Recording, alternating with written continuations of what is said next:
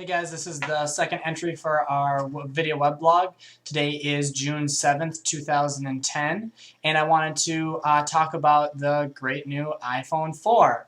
Now, I have an iPhone 3G, which I love and use all the time. As you can see right here, got my iPhone 3G, nice and thin, love it. But iPhone 4 came out this June, and with iPhone 4 on the rise, they sold 1.7 million iPhones. 1.7 million, that's a lot. Just in the first 3 days that they were taking orders, and they had 600,000 pre-orders, so that's huge. But one of the reasons I didn't buy an iPhone 4 was because there's still some glitches with the software. And mentionally the hardware on the outside.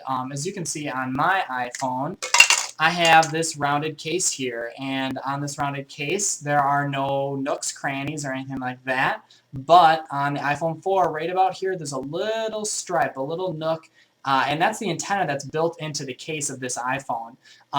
And so what has happened is when people hold it on their ear like this, their pinky's falling right into that little slit, and it's killing the antenna. So drop calls even with 4 bars. As soon as you touch that, there goes your service. So there's been emails back and forth between Steve Jobs and consumers who are complaining, and the result is that they think it's a software issue, that the iPhone is not predicting software correctly, which we all know is not true. There's actual defect inside the iPhone. So one of the law firms in Chicago, I think, has started a class action lawsuit against the iPhone 4. So if you're an iPhone 4 user or owner, you might want to look into that, see maybe if you can get involved with that class action suit. But I love the iPhone 4. It's got an awesome new sleek design.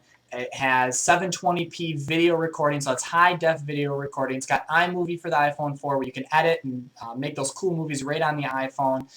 It's got a really cool display, and I've seen the display in real life, and it's like having glass on top of paper. It's just so clear, and it's one of the biggest things I think they did the best job on was creating that display. They've got a lot of new iPhone applications for it. Multitasking, which was a huge one. This little guy right here didn't get it, even though I got the software upgrade. I don't have multitasking on here. Background wallpapers, so you can have a wallpaper on your background, where on older versions you couldn't. And again, I didn't get that upgrade with 3G. So there's a lot of limitations that 3G didn't get because of the hardware built into the 3G.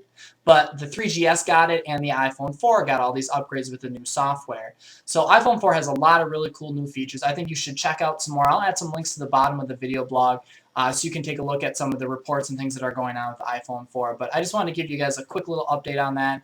Say that it's a great phone. I'd give it some time to let them work out some of the issues and fixes. And then I think at one point it'll be a great upgrade, and I think a lot of people will really enjoy it. One of the other really cool features of the iPhone 4 is FaceTime, which is video conferencing. They have a little camera on the front of the iPhone right here, as well as one on the back. And so you can be video chatting with someone else with an iPhone 4 only and on Wi-Fi only. So you have 2 strong limitations there. But you can do video phone calls between 2 people, and then you can switch from the front camera to the back camera so that the person you're talking to can see what is going on in front of you, as well as see your face if you flip back to the front camera. So some really cool features, and I think that it's a great device. Apple's done a good job with it. They just need to work out some of the kinks, and they're being stubborn, with that.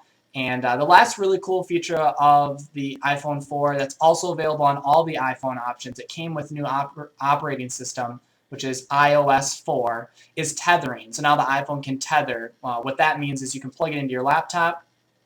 You can use it as a modem. So if you're in an area where there's no Wi-Fi for your laptop, you can plug your iPhone in, and you can get on the internet through the iPhone, through the service internet data package on the iPhone.